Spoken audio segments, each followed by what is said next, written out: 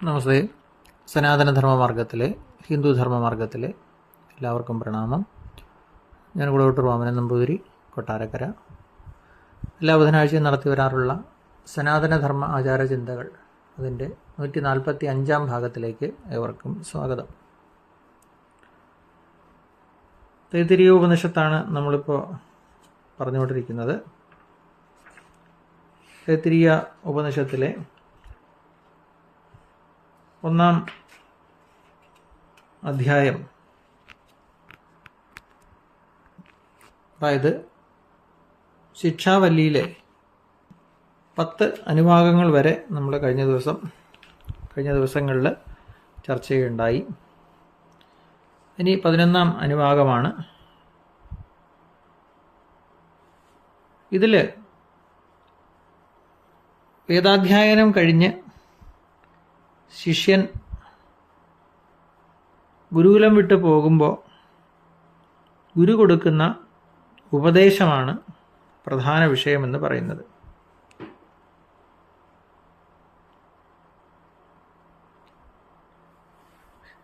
വേദങ്ങൾ മുഴുവൻ ശിഷ്യനെ പഠിപ്പിച്ച ശേഷം ഗുരുകുലം വിട്ടു പോകുമ്പോൾ പണ്ട് കാലത്ത് ഗുരുക്കന്മാർ കൊടുക്കുന്ന ചില ഉപദേശങ്ങളുണ്ട്. അത് കൃത്യമായും ശിഷ്യന്മാർ പാലിച്ചു പോന്നിരുന്നു. അതാണ് യഥാർത്ഥത്തിലുള്ള ഗുരുഭക്തി എന്ന് പറയുന്നത്.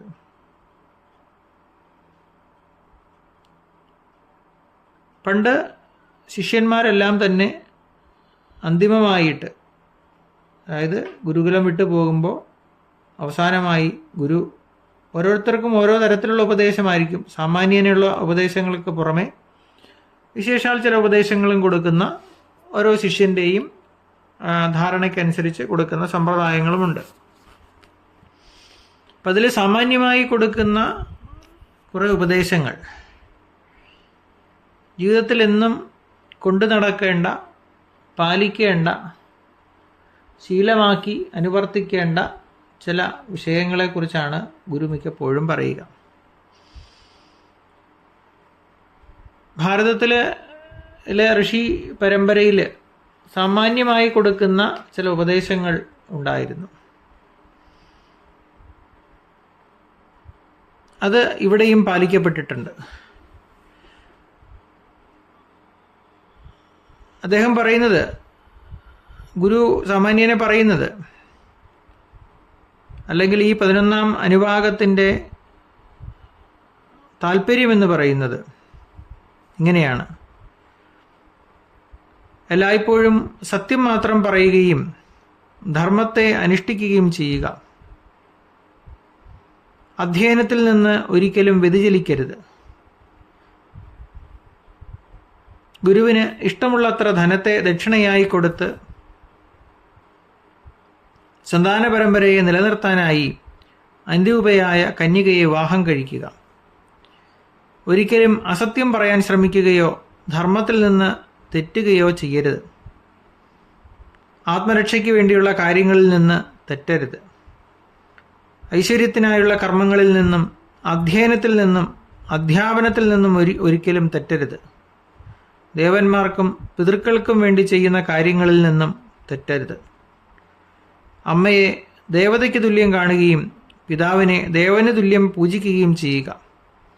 അതിഥികളെ ദൈവത്തെ പോലെ സ്വീകരിക്കുകയും ആദരിക്കുകയും ചെയ്യുക. ഇതാണ് ഈ 11-ാം അനുഭാഗത്തിൻ്റെ ഒരു സാമാന്യ താല്പര്യം. വളരെ പ്രസിദ്ധമായിട്ടുള്ള മാതൃദേവോ ഭവ, പിതൃദേവോ ഭവ, ആചാര്യദേവോ ഭവ, അതിഥിദേവോ ഭവ, ഈ 4 ചിന്തകൾ ഈ 11-ാം അനുഭാഗത്തിൽ നിന്നാണ് മുന്നോട്ട് വന്നിട്ടുള്ളത്. മറ്റ് ഉപനിഷത്തുകളിലും സമാന ചിന്തകൾ പങ്കുവയ്ക്കുന്നുണ്ട് എങ്കിൽ തന്നെയും മാതൃദേവോ ഭവ, പിതൃദേവോ ഭവ, ആചാര്യദേവോ ഭവ, അതിഥിദേവോ ഭവ തുടങ്ങിയ ആശയങ്ങൾ പ്രധാനമായും തൈത്തിരീയ ഉപനിഷത്ത് മുന്നോട്ട് വയ്ക്കുന്നു. അല്ലെങ്കിൽ പിൽക്കാലത്ത് പ്രസിദ്ധമായ ഈ ചിന്തകൾ തൈത്തിരീയ ഉപനിഷത്തിൻ്റെ സംഭാവനയാണ്. അപ്പോൾ ഈ ഒരു മന്ത്രം നേരത്തെ സൂചിപ്പിച്ച് ഗുരുകുലത്തിൽ നിന്ന് സകല വേദങ്ങളും അഭ്യസിച്ച് കഴിഞ്ഞ ശിഷ്യന് ആചാര്യൻ നൽകുന്ന ഉപദേശമാണ് എന്ന്. ഇത്തരം ഉപദേശങ്ങൾ ഇന്നത്തെ തലമുറയ്ക്ക് കൈമോശം വന്നതിൻ്റെ, അല്ലെങ്കിൽ ഇത്തരം ഉപദേശങ്ങൾ കൊടുക്കാൻ പറ്റിയ ഗുരുക്കന്മാരില്ലാത്തതിൻ്റെ, ഇത്തരം ഉപദേശങ്ങൾ ഗുരുക്കന്മാർ കൊടുത്താലും പാലിക്കാത്ത അല്ലെങ്കിൽ പാലിക്കുന്ന ശിഷ്യന്മാരില്ലാത്തതിൻ്റെ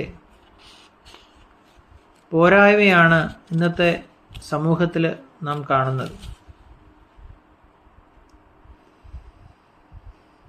പിന്നീട് പറയുന്നു, ആദ്യം ചെയ്ത ഉപാസനകളെല്ലാം ചെയ്താലും കർത്തവ്യ കർമ്മങ്ങൾ ബ്രഹ്മജ്ഞാനം വരെ നിയമവശാൽ അനുഷ്ഠിക്കുക തന്നെ വേണമെന്ന് പറയുന്നുണ്ട്.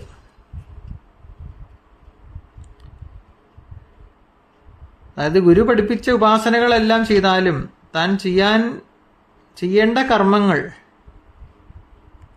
അനുഷ്ഠിക്കുന്നതിൽ നിന്ന് പിന്നാക്കം പോകരുത് എന്ന് ഗുരു പറയുന്നുണ്ട്. കർമ്മം ചെയ്യാതിരിക്കരുത് എന്ന് താല്പര്യം. ജ്ഞാനമാർഗത്തിലേക്ക് പോകുമ്പോൾ കർമ്മം ചെയ്യാതിരിക്കരുത് എന്ന് പറയുന്നുണ്ട്. കാരണം കർമ്മം കൊണ്ട് പാപക്ഷയം വന്ന മനസ്സ് ശുദ്ധമായി തീരുമ്പോഴാണ് ജ്ഞാനമുണ്ടാകുന്നത്. അപ്പം കർമ്മം ചെയ്യേണ്ടത് എന്തിനു വേണ്ടിയിട്ടാണ് എന്നുള്ള ചിന്തയുണ്ട്. പാപത്തെ ക്ഷയിപ്പിക്കാൻ. പാപത്തെ ക്ഷയിപ്പിക്കണമെങ്കിൽ ഏതുതരം കർമ്മങ്ങൾ ചെയ്യണം?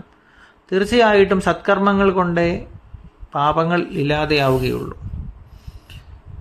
അപ്പോൾ സത്കർമ്മങ്ങൾ കൊണ്ട് ചെയ്യുമ്പോൾ മനസ്സിന് ശുദ്ധത കൈവരുന്നു.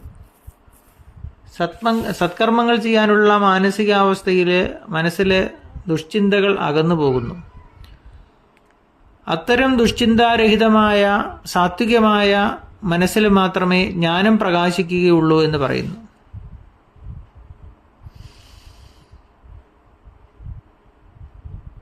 മാത്രമല്ല, അവിദ്യാരൂപമായ കർമ്മം കൊണ്ട് മൃത്യുരൂപമായ പാപത്തെ നശിപ്പിച്ച് വിദ്യാരൂപമായ ജ്ഞാനം കൊണ്ട് അമൃതരൂപമായ മോക്ഷത്തെ പ്രാപിക്കുന്നു എന്ന് ശ്രുതി പറയുന്നുണ്ട്.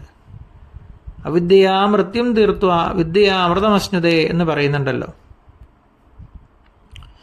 അതുകൊണ്ട് മനസ്സിൻ്റെ ശുദ്ധീകരണങ്ങളായ കർമ്മങ്ങളുടെ അനുഷ്ഠാനത്തിൽ ശിഷ്യന് പ്രചോദനം കൊടുക്കുവാനാണ്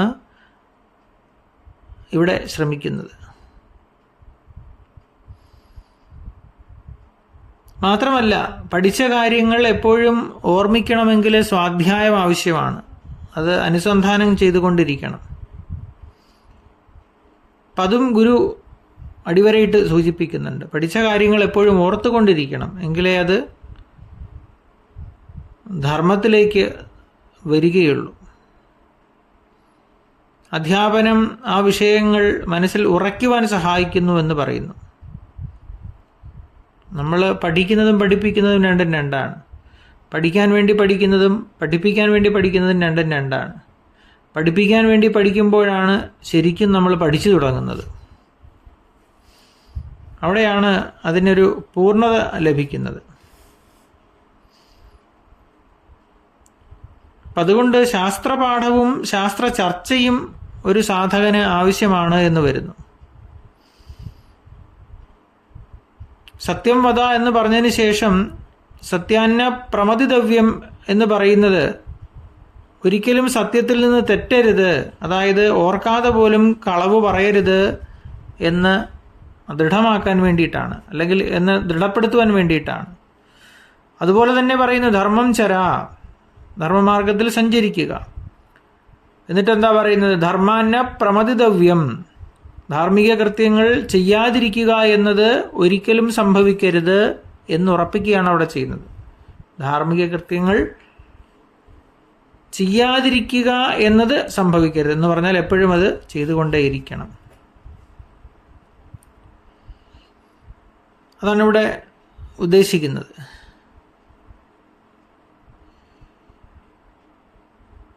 അതുപോലെ തന്നെ ഇതിൽ പറയുന്ന മറ്റൊന്ന് പ്രജാതന്തും മാ വ്യവച്ഛേത്സി എന്ന് പറയുന്നുണ്ട്. ഇതിന് ഗൃഹസ്ഥാശ്രമം അല്ലെങ്കിൽ ഗൃഹസ്ഥന്മാരെ ആകണം എന്ന് മാത്രം അർത്ഥം ധരിക്കേണ്ടതില്ല എന്നാണ് പറയുന്നത്. അതായത് നൈഷ്ഠിക ബ്രഹ്മചര്യം സ്വീകരിക്കാൻ ആഗ്രഹിക്കുന്നവർ ശിഷ്യപരമ്പര വഴിക്ക് വിദ്യാവംശത്തെ നിലനിർത്തണമെന്നും ഇതിനർത്ഥം നൽകാമെന്നാണ് പണ്ഡിതർ പറയുന്നത്. അവിടെ പ്രജകളെ നിലനിർത്തണം എന്നുള്ളത് ശിഷ്യപരമ്പരകളെ നിലനിർത്തണം, തനിക്ക് ലഭിച്ച അറിവുകൾ മറ്റുള്ളവർക്ക് കൂടി പകർന്നു കൊടുത്ത് ഈ സംസ്കൃതിയെ, ഈ ജ്ഞാനത്തെ വ്യാപിപ്പിക്കണം എന്നുള്ള ചിന്തയും കൂടി അവിടെ വരുന്നുണ്ട്.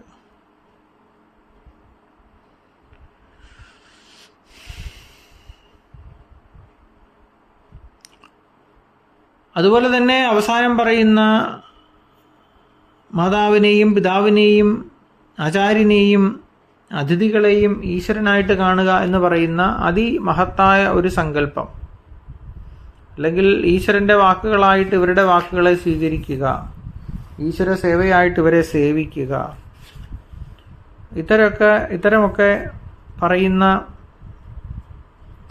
പറയുന്ന കാര്യങ്ങൾ, അല്ലെങ്കിൽ ഇത്തരം ചിന്തകൾ ലോകത്ത് വേറെ ഒരു സംസ്കാരത്തിലും ഉണ്ടാകാൻ സാധ്യതയേയില്ല.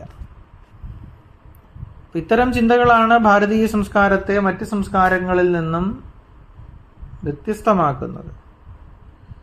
അതുമല്ലെങ്കിൽ ഇത്തരം ചിന്തകൾ നിറഞ്ഞു നിൽക്കുന്നത് കൊണ്ടാണ് മറ്റേതൊരു സംസ്കാരം ഉണ്ടായി നശിച്ചിട്ടും നമ്മുടെ സംസ്കാരം ഇന്നും നിലനിൽക്കുന്നത്, എന്നും നിലനിൽക്കാൻ പോകുന്നത്.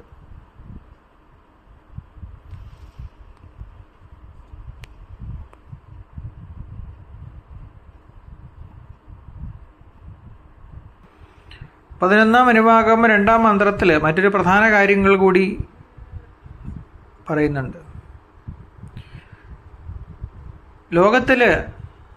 ലോകത്തിൻ്റെ പതിവ് സാധാരണ മഹാത്മാക്കൾ ചെയ്യുന്നതിനെ ആധാരമായി സ്വീകരിച്ച് അതിനെ അനുസരിക്കുകയാണ്. ഇത് നമ്മളെപ്പോഴും പറയാറുള്ളതാണ്, മഹാത്മാക്കൾ ചെയ്യുന്നതിനെ അനുസരിക്കുക അല്ലെങ്കിൽ അനുകരിക്കുക എന്ന്. ഇവിടെ ഇത് ശരിയല്ലെന്നാണ് പറയുന്നത്. മഹാത്മാക്കൾ എന്ത് ചെയ്താലും അതിനെ ആധാരമായി സ്വീകരിച്ച് അനുകരിക്കുന്നത് ശരിയല്ല. മഹാന്മാരായാലും ആചാര്യന്മാരായാലും അവർ ചെയ്യുന്ന നല്ല പ്രവൃത്തികൾ മാത്രമേ ആധാരമായി സ്വീകരിക്കാവൂ. ഏതെങ്കിലും ഒരു സന്ദർഭത്തിൽ അവർ ദുഷ്പ്രവൃത്തികൾ ചെയ്തിട്ടുണ്ടെങ്കിൽ അതിനെ സത്തായിട്ട് കണ്ട് അനുസരിക്കരുത് എന്നർത്ഥം. ചുരുക്കത്തിൽ ഇതിൻ്റെ ഒരു താല്പര്യം മഹാന്മാരാണെങ്കിലും അവരും വിമർശന വിധേയരാണ് എന്നാണ്. വിമർശന അതീതരല്ല ആരും എന്നൊരു സൂചന അവിടെ തരുന്നുണ്ട്.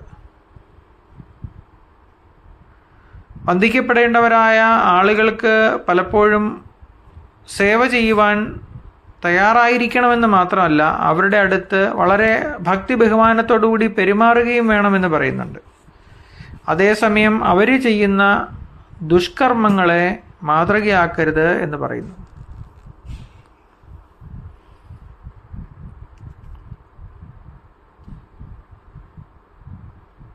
മറ്റൊന്ന് ദാനത്തെക്കുറിച്ച് പറയുന്നുണ്ട് ഈ മന്ത്രത്തിൽ. എന്തെങ്കിലും ദാനം ചെയ്യുമ്പോൾ അത് പൂർണ്ണ മനസ്സോടുകൂടി കൊടുക്കണം എന്ന് പറയുന്നുണ്ട്.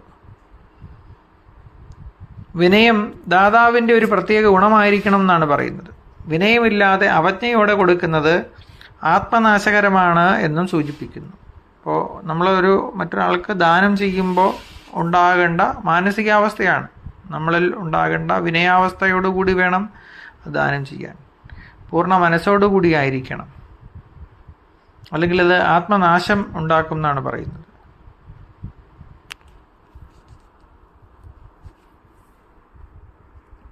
അപ്പോൾ ദാനം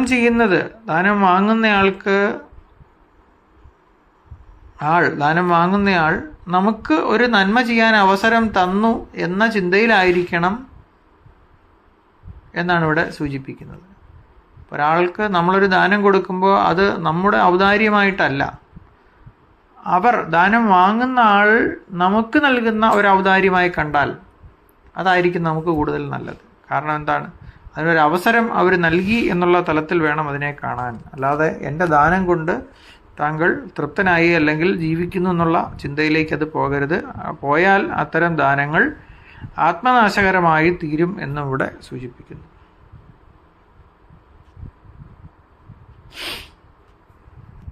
അപ്പോൾ ഇത്തരത്തിൽ നിരവധി ഉപദേശങ്ങൾ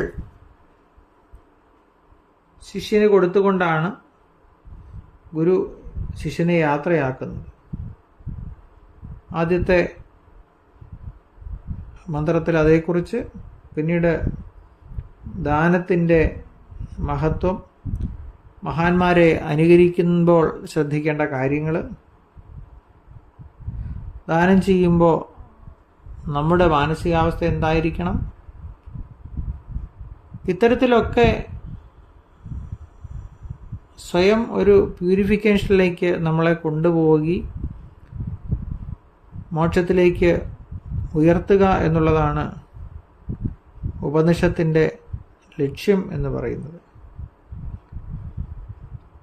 ചുരുക്കത്തിൽ ഒരു നല്ല മനുഷ്യനായി ഈശ്വരനോളം ഉയരാൻ ഏതുതരം ചിന്താഗതികളാണോ നാം വച്ച് പുലർത്തേണ്ടത്, ഏത് ചിന്തകളോടുകൂടിയാണോ ആചാരങ്ങൾ അനുഷ്ഠിക്കേണ്ടത്, ഇതെല്ലാം ഈ ഉപനിഷത്തിൽ ഈ ഭാഗവുമായി ബന്ധപ്പെടുത്തി സൂചിപ്പിച്ചുകൊണ്ട് ഏറ്റവും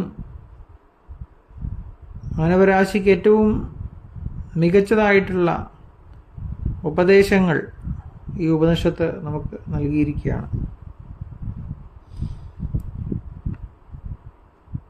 ഏതായാലും ഇന്നത്തെ തലമുറയ്ക്ക് കൈമോശം വന്നിട്ടുള്ള ഉപദേശങ്ങളാണ് ഇവയൊക്കെ തന്നെ. അല്ലെങ്കിൽ ഈ ഉപദേശങ്ങൾ ഇന്നത്തെ ഗുരുക്കന്മാർ കൊടുക്കാത്തതിൻ്റെയും, അഥവാ കൊടുത്താൽ പോലും ശിഷ്യന്മാരത് വേണ്ട തരത്തിൽ അല്ലെങ്കിൽ ശിരസാവഹിക്കാതെ കൊണ്ടു നടക്കുകയും ചെയ്യുന്നതിൻ്റെ ദോഷഫലങ്ങളാണ് ഇന്ന് നാം അനുഭവിക്കുന്നത് എന്നും കൂടി ചേർത്ത് നമുക്ക് ചിന്തിക്കാം. ഇത്രയും സൂചിപ്പിച്ചുകൊണ്ട് ഇന്നത്തെ പ്രഭാഷണം അവസാനിപ്പിക്കുകയാണ്. എൻ്റെ ഫോൺ നമ്പർ 94 47 30 62 73. നമസ്തേ.